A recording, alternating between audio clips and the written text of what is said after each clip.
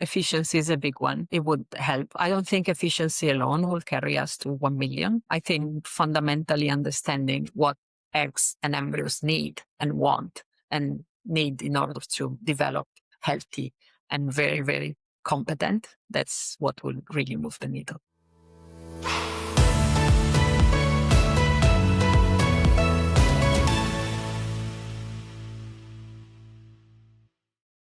Game-changing innovation.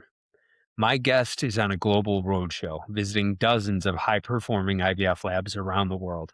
Her job? To empower the research, innovation, and improvement required to advance reproductive endocrinology. Her name? Dr. Rita Vassena. Early in her career, she studied to be a veterinarian, turned to human embryology later on, then for many years was the scientific director of UGEN, which is a large fertility center network. Today, she's the medical director of fertility at CooperSurgical.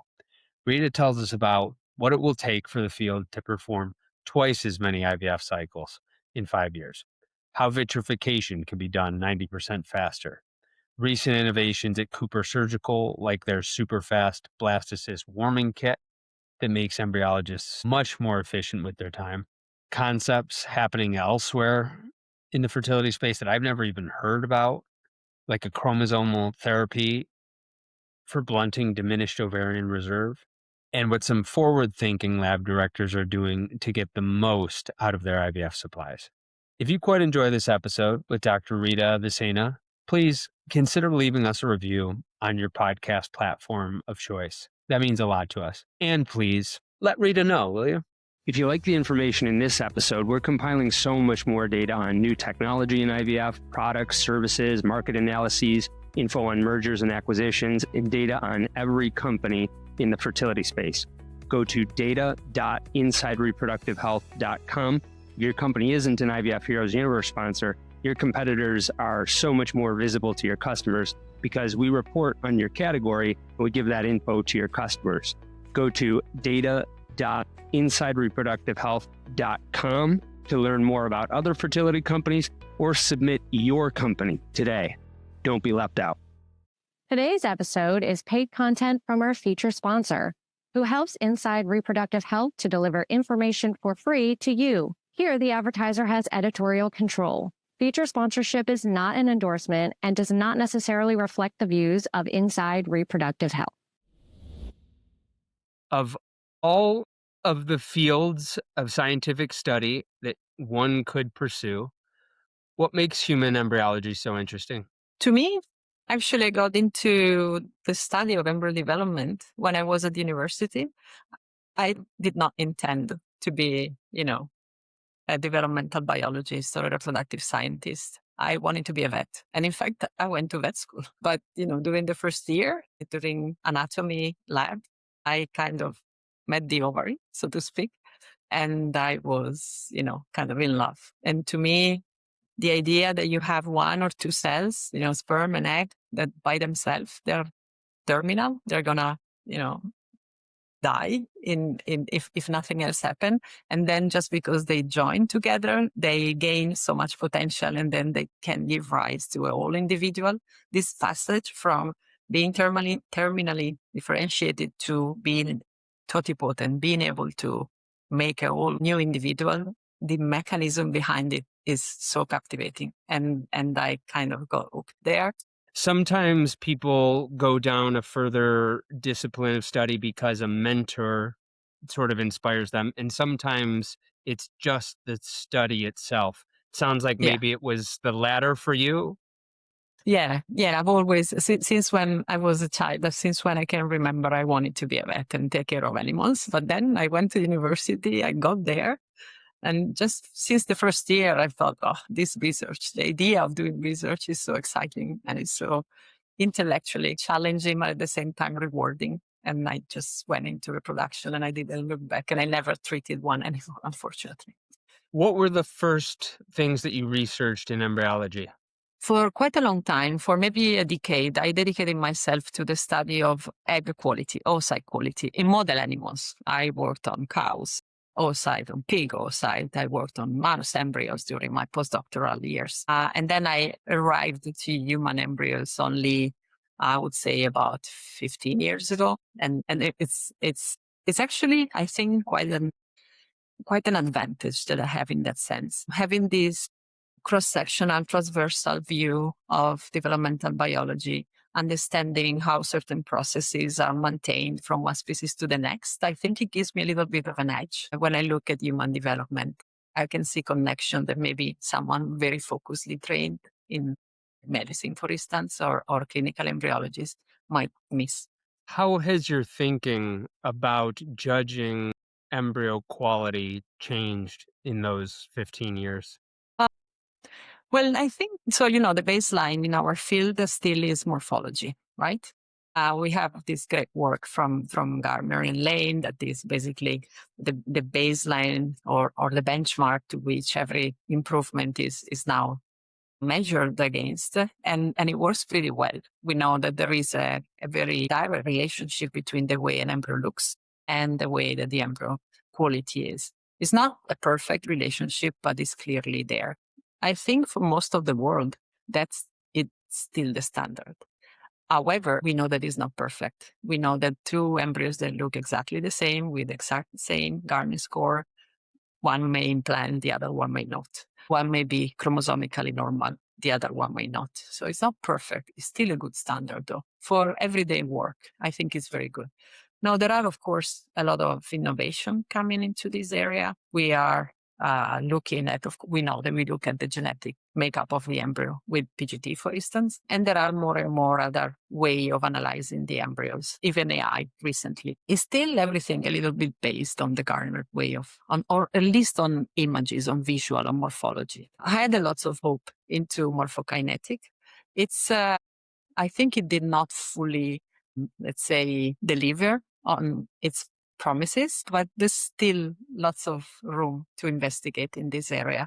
I find the idea of being able to follow second by second what happened to a developing embryo is very interesting, but it's also full of information. And I don't know if we have been able so far to capture all this information and turn it into actionable suggestions or counseling for embryologists and clinicians. And I think there's still some work to do there, definitely.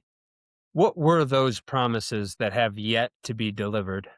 Well, one of them is the one on morphokinetics. When first we had the time-lapse systems, everyone was very excited, thinking, okay, now that we see step by step what happens to an embryo, something that we have never really been able to see on a large scale, at least not human embryos, we will be able to tell apart much better one embryo from the other, developmentally speaking. And it helps, of course, but it's not perfect yet. And now we have this layer of AI on top of it, but it's still not perfect. So there's more to do, definitely.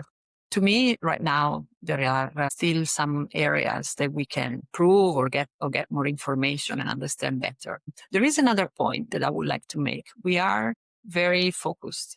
In general, our field is focused on selecting. Broadly speaking, we select the best sperm.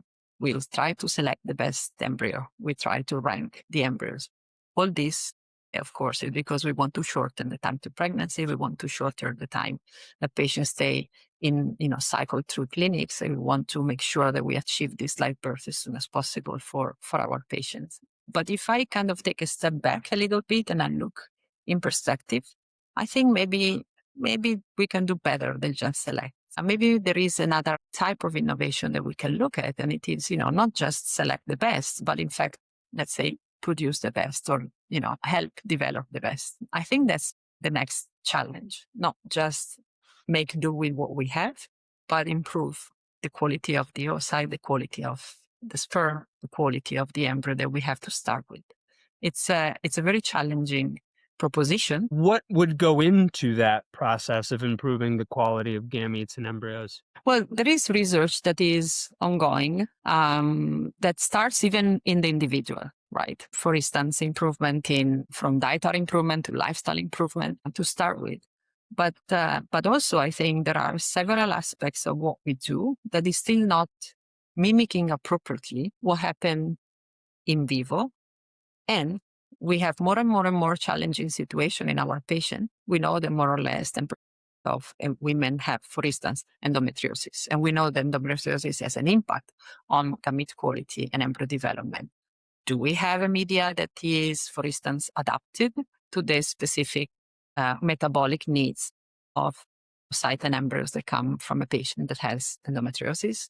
Do we have a sort of an adapted culture system for oocyte and embryos that come from a patient with advanced maternal age, for instance?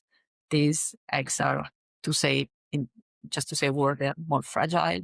They require a different type of nurturing. We are not at that stage yet. I think we are missing lots of basic information, and then we are still not developing the environment that is ideal for at least large parts of our patients. What research is currently being done or not done to get that information? So I think in our field, there is always this challenge, which is a little bit historical, which is a lot of information, a lot of data that we get are clinical data. There is very little mechanistic, basic, fundamental data that we get from human oocyte, human embryos, human sperm, especially human embryos, for a number of very reasonable, of course, reasons, ethical, legal. It's very complex to gather fundamental data on embryos.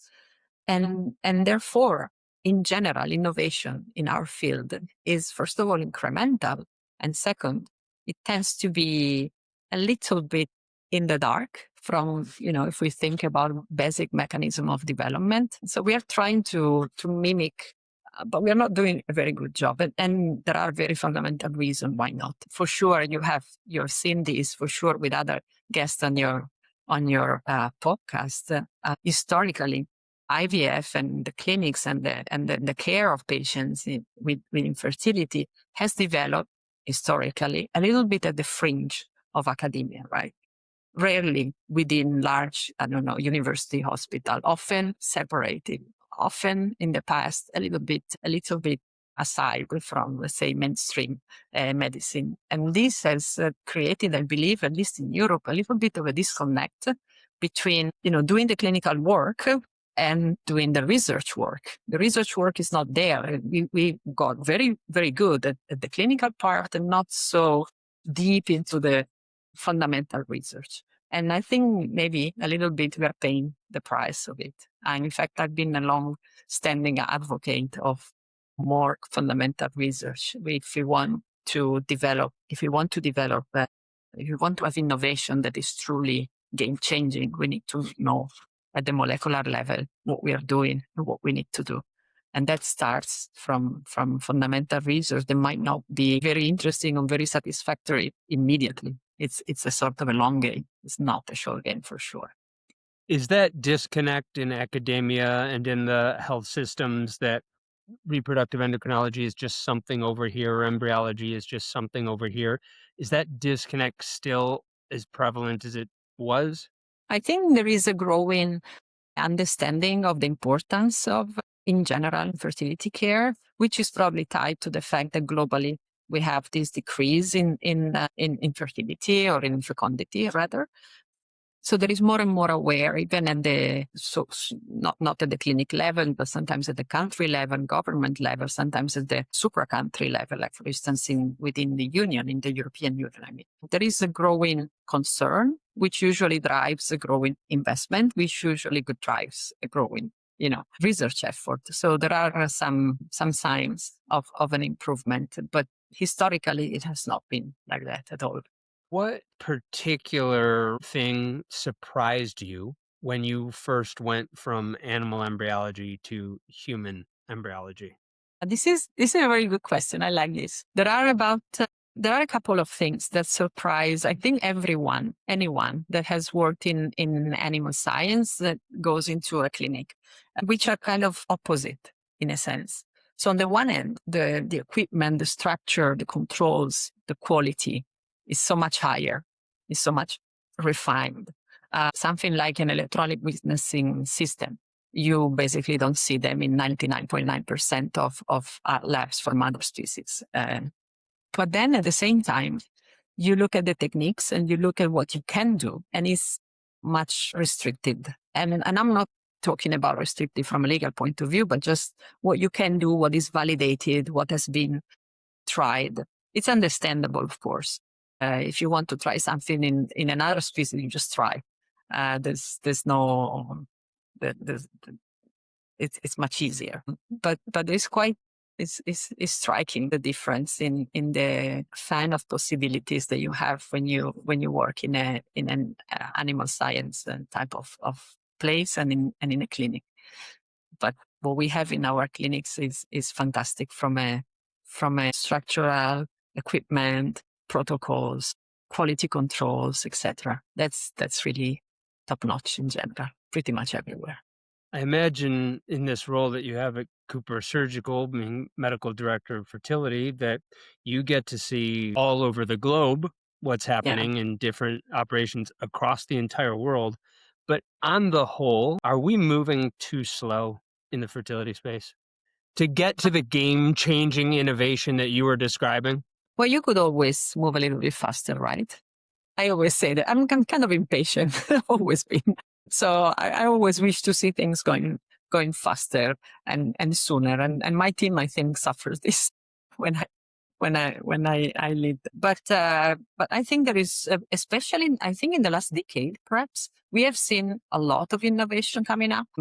Lots of even the let's say the ecosystem of innovation. Just think about all the startups and the new ideas and new technologies. Maybe some of them will die, of course, some of them will not be successful, but some are really game changing, I think.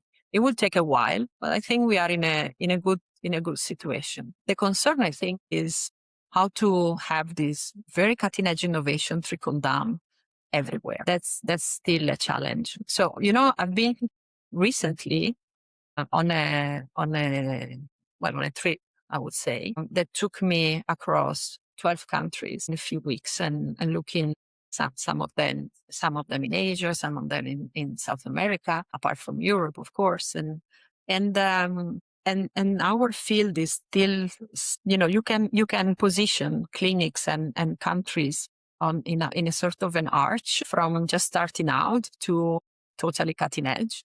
And so, well, that's the beauty of it, actually. My worry or I'm interested and I want to facilitate that whatever innovation we get, whatever things that we know work and we can prove it and we can bring to clinics and to patients and to clinicians, they can really be for everyone, that we can bring them everywhere. And in a sense, this automatically implies that they should be innovation that is, relatively speaking, easy to use, easy to access, something that can be implemented, relatively speaking, easily, fast, with not, incredible level of new training. All this needs to be taken into account. And it's a little bit of the difference between basic research, where you can afford to do something extremely complicated because it's the first time, and then you will simplify it, and how then you design it for use everywhere, every day, by everyone. Which specific game-changing technologies are on the horizon? Not those that you mentioned, some startups aren't going to make it, but you think that some really are game-changing. So technologies either that are emerging elsewhere or within Cooper, what specific things can you tell us about that are happening right now that you think are game-changing? I think that there are two large areas of improvement that we clearly see. On the one hand, there are companies, and you have, in fact, had them on your podcast, that are tackling the issue of access. And they are tackling it from the point of view of making things faster, easier, automated, strong push towards automation, specifically for those countries that are very dispersed and they have bottlenecks in trained professionals. Those are, I think, very, very interesting. Myself, because of my background and my training, I tend to look at innovation that is more fundamental, is more biological in nature.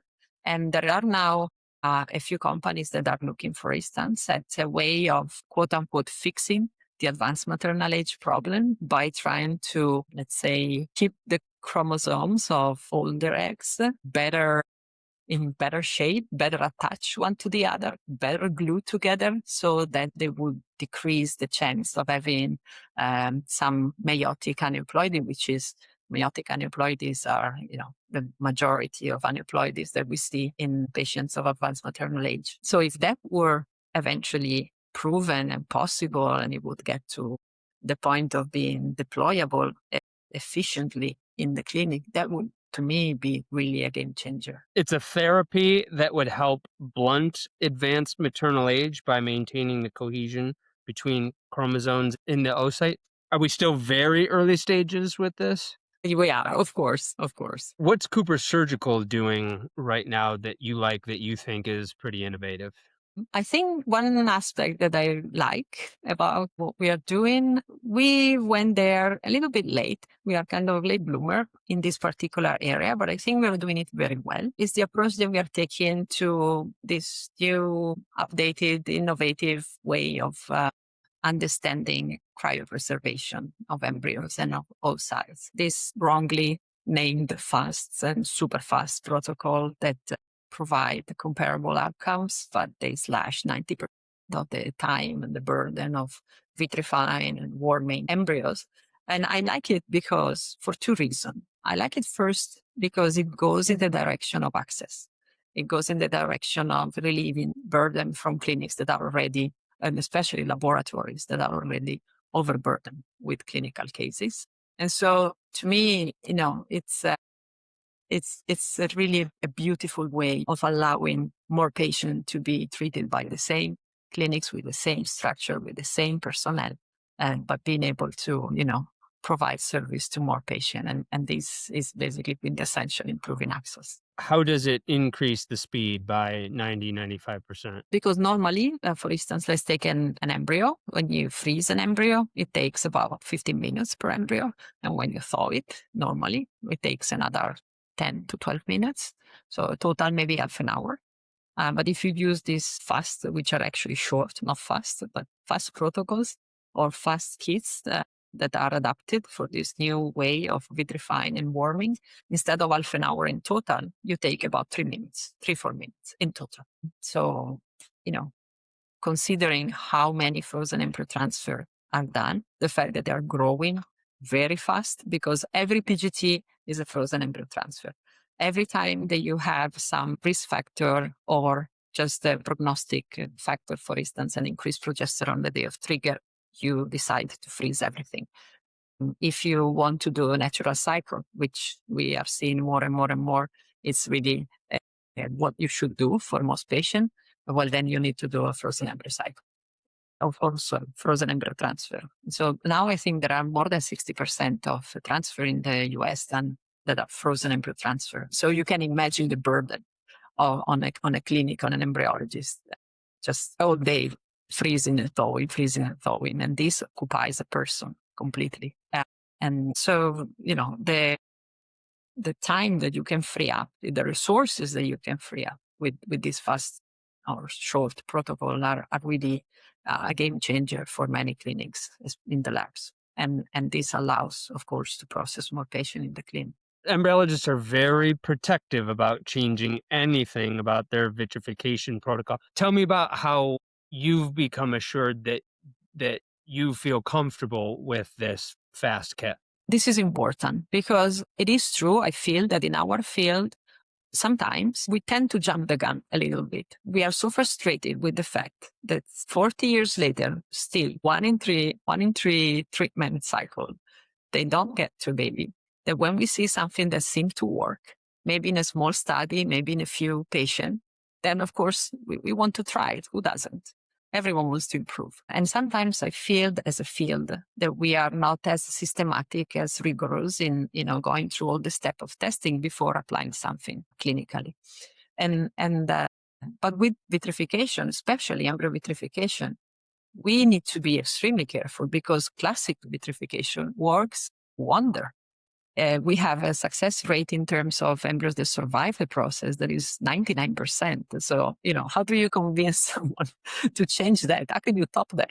And, it's much easier to make it worse than to make it better. And so, to me, I was looking with a little bit of worried when I saw, the first papers coming up and already impatient. And I thought, I think this is not good. But I was actually very lucky because within Cooper, we were able to partner with a few clinics that were very serious about testing these protocols. And before releasing the warming kit, we had done tests in more than 1,500 patients. We had hundreds of babies. We were, able to check all the way to live birth, make sure that not only, the embryo survives, but actually you have comparable everything: implantation, clinical pregnancy, live birth, congenital malformation. Everything needs to be at least the same, hopefully better, but it's difficult to top that, right? And only then we released the product. And actually, I think you should look out for interesting papers coming out. And you heard here first, there's more innovation coming up in this general area. And I'm actually quite proud of it. I think it's one of those things that, first of all, it increases access, but also is deceptively simple. Cryobiology is not simple at all. It's really kind of hard physics applied to biology. And I think when we, day to day, we use pipettes and media and we just do it and it works. I think it's not so easy to appreciate the physics that is behind it and how this one little cells can, have this influx and efflux of cryoprotected agency and how different they are. And they're permanent, not permanent. And they have dynamics of entering and exiting, and everything needs to be perfect for the embryo to survive and be able to maintain its own competence to develop.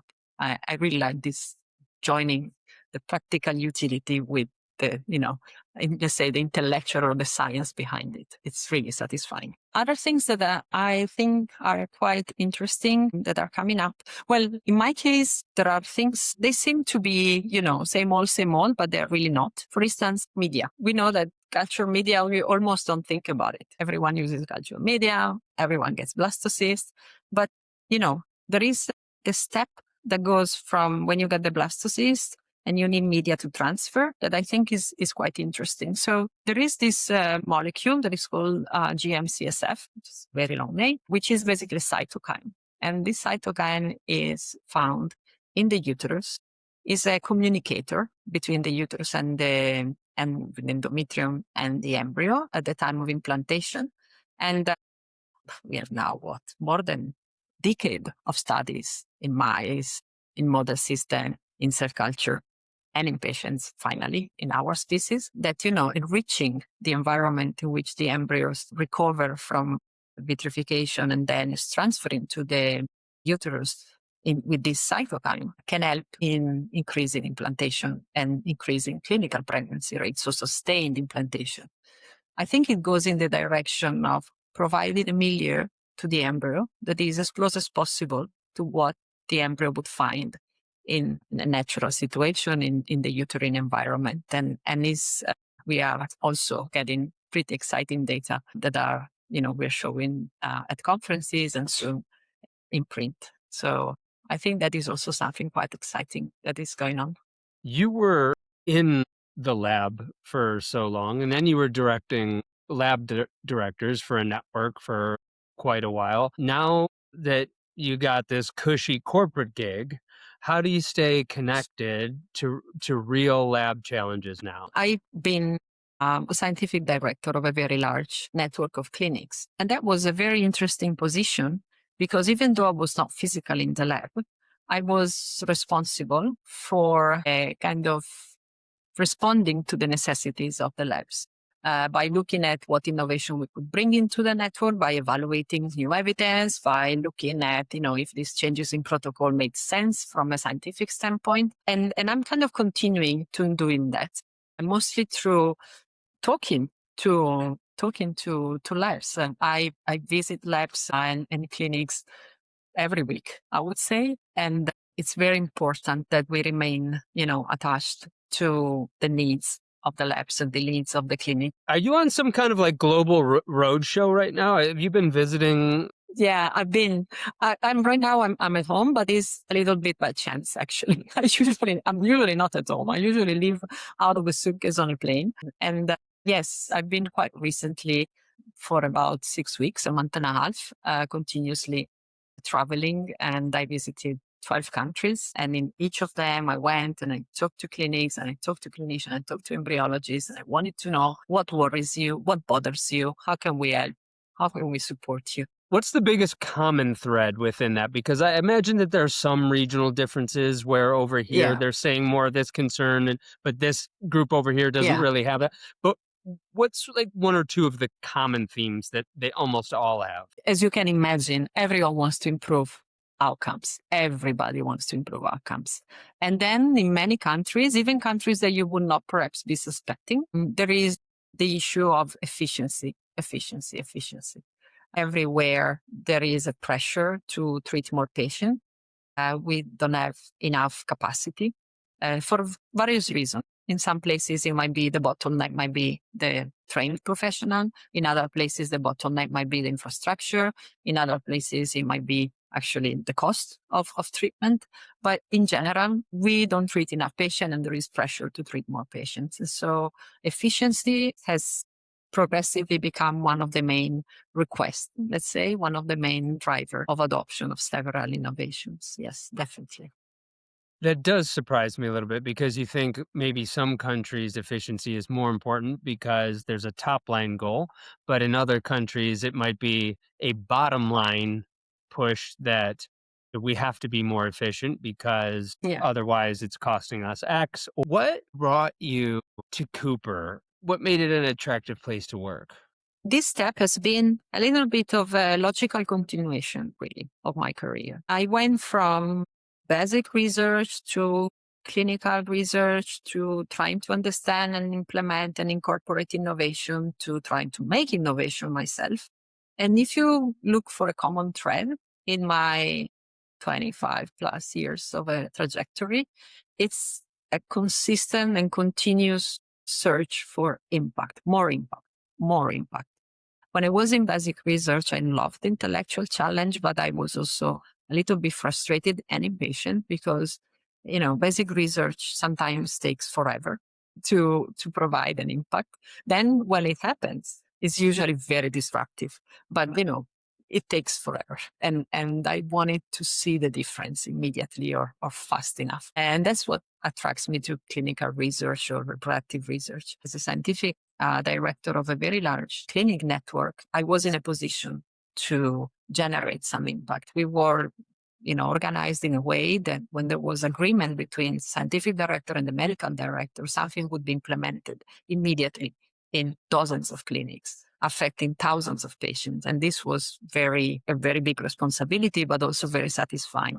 And how I see now my position at Cooper is being able to steer a little bit this, continuous search for impact and improvement, but on a global scale. And I think is a fantastic opportunity and is in fact a privilege and a very big responsibility. And that allows you to do this global roadshow where you're Yeah. learning these common themes from different labs. What is it that they often ask you for more training for? You're training folks, you're helping them work through problems. What is it that they often ask you, like, hey, Rita, can you come back here or can we call you again about this? What are the common challenges that they're asking for your help with? It varies a little bit, of course. I was mentioning before that, globally, not every country, not every clinic is on the same, let's say, level of maturity. Not every market is on the same level of maturity, and the challenges are a little bit different. Sometimes they really want to make sure that they're doing things, appropriately, and we kind of support them in going through the protocols and SOPs and make sure that everything is appropriate and poised for the best results. In general, I would say that there is a lot of interest in optimizing things, making sure that every equipment and every piece of consumable is used at the top of their possibility. And that is quite frequently asked, It's you probably have seen it. You probably have heard it. My feeling or my impression after having visited hundreds of clinics is that globally, if you go from one clinic to the next, maybe 80% of what they do is the same everywhere. Absolutely the same everywhere. But there is this residual, maybe 15, 20%. That is very different. And sometimes that's where the difference, and that's where the difference in result or the difference in performance lies. It's quite rewarding to be able to, say, not this, that, adjust this, adjust that. It's very often is fine tuning. It's very unusual to have a clinic that, does things wrong, so to speak. It wouldn't work. Did I get that right? That part of what you're doing is helping them get the most out of their consumables? Yeah, not me personally, but the team at Cooper. Yes, we have So, some of an initiative in that sense. Yes. well, tell me about how that works specifically. That's a concept that I think of with software. Oftentimes you can get an enterprise software and someone can use it, but there's depth to that software that if someone Yeah. becomes a super user of, they're reaching a whole another level, even Yes. though they're paying the same as if they were just getting minimal utility out of it. But there's a wide range of utility that they can. I never thought about that concept for consumables. What's a specific example of ways that people might Yeah. be using consumables where they're not getting the most out of them? It's a little bit of a silly example, but to drive home the point, I mean, you use a media and there is a certain range of pH in which is optimized, and if you are at the bottom level or the top level of this range, maybe it's not perfect. Maybe the temperature of the dish is not the temperature of the medium, and you can optimize that by using certain oil, and depending on the type of incubator, you should use one or the other, and so forth. So there are, I wouldn't call them tricks, they're just best practices, really. They're not necessarily everyone knows and understands or have access to. And so it's really, I think, quite a privilege to be able to sort of support in that sense and make sure that everything is as perfect as it can be for treatment. How are new lab protocols created? And what are the biggest challenges to creating new lab protocols? Well, if you're referring to how a clinic decides what to do, you start off with something that is a little bit of a mixture of, best practice documents and sort of validated protocol from maybe scientific societies or even from experience from some other clinics. And then there is a process of internal validation and internal iteration, and then is established. And depending how you are organized, if it's something completely new, then it's different. If it's something completely new, like for instance, these new vitrification protocols, how do you test them? How do you know if they work, if they don't work? Okay, maybe, the product is there, but you've never tried it in your clinic. How you go around deciding if this is something for you? Well, there are several ways of doing it. If you are a network, for instance, you can try it in a small series of patients in a small facility, medium-sized facility, or a large facility, because the day-to-day operation are different, and that might impact their performance. You sometimes do split the design, so you split embryos in two. Half you do it one way, half you do the other, and then you check depending what you want to see. But there are several ways of kind of testing, and once you've tested, and then you prepare an SOP, and then you apply it, and then it becomes the law, and everyone has to do it. How often are people trying to develop and implement new protocols? Is it something that every lab is constantly working on, or is it something that only some people are doing every few years?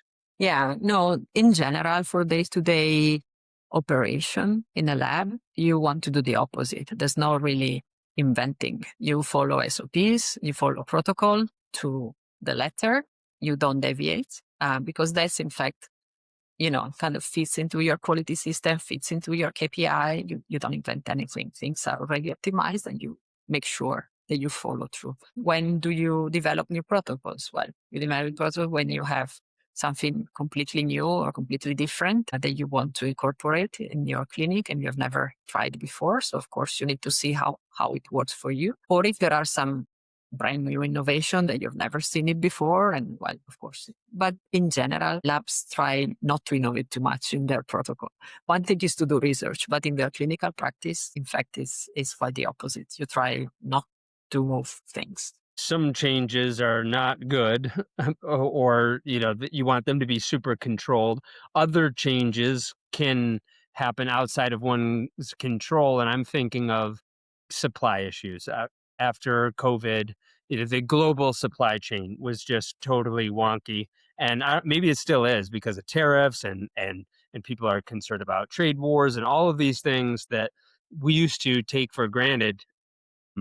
How do labs deal with what supply issues are happening now, and how do labs deal with them? Yeah, so well, there are certainly certain supply issue, and I think we are no stranger, unfortunately, to some difficulties. The biggest point here, I think, that I would like to make is that we, of course, need to understand the position of the labs. So when, like you said, when a change is unplanned, usually it's more or less is sudden, or maybe there is some forewarning, but not necessarily with enough time to reevaluate everything, retest everything, and so there is pressure on the labs to look for alternatives or to revalidate certain protocol or try to change one product for the other and see if it works or not. It's really not an easy situation, and I think the best way of dealing with a situation that is given and is really cannot be changed is to be extremely reliable partners, be transparent with the timing, with the issue, and support